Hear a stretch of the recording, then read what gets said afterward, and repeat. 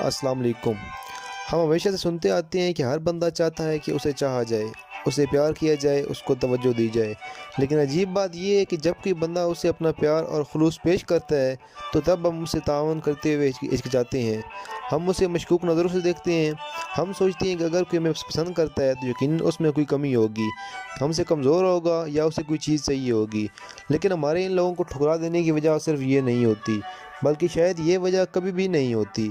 جب ہم کسی بندے کو پسند کرتے ہیں اور اگلا بندہ ہماری پسندیدگی کا جواب مثبت انداز میں نہیں دیتا تو بھی ہمیں کوئی خاص فرق نہیں پڑتا۔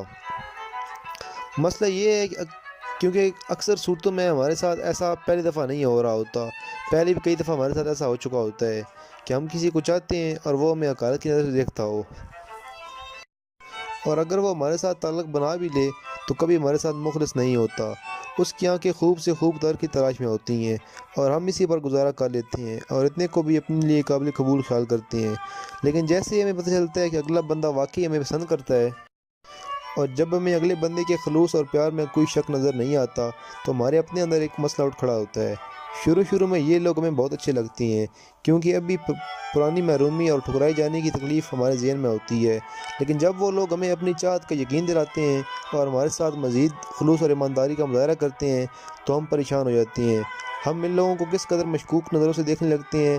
ہم بڑے سادہ الفاظ میں انہیں بتا دینا چاہتے ہیں کہ ایسا نہیں ہو سکتا، اور یہ کہ وہ ہمارے ساتھ مخلص نہیں ہیں، لیکن ہمارے پاس اپنے الزامات کو سہارا دینے کے لیے ثبوت نہیں ہوتے کیونکہ وہ لوگ شروع سے ہمارے ساتھ انتہائی خلوص کا مظاہرہ کر رہے ہوتے ہیں، لہٰذا ہم ان لوگوں کو نظر انداز کرنا شروع کر دیتے ہیں۔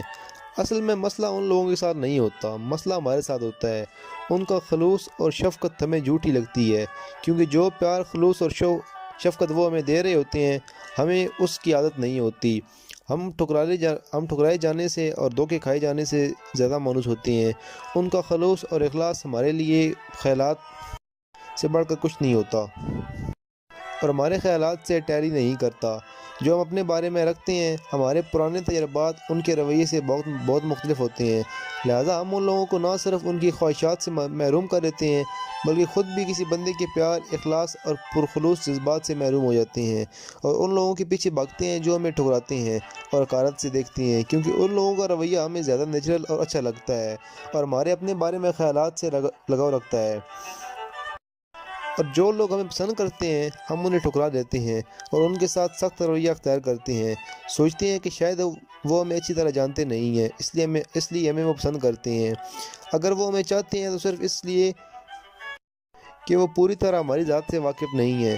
ہمارا دھیان کبھی اس طرف جاتا ہی نہیں ہے کہ ہو سکتا ہے کہ اگلے بندے کو ہمارے اندر کچھ خوبیاں نظر آئی ہوں جن سے شاید ہم خود بھی واقف نہیں۔ ہمارے پرانے تجربات، بچپن کی محرومیاں اور ان کے نتیجے میں پیدا ہونے والے خیالات ہمیں اس حد تک یقین دلا چکے ہوتے ہیں کہ ہم پیار کے قابل ہی نہیں ہیں۔ ویڈیو دیکھنے کا بہت بہت شکریہ۔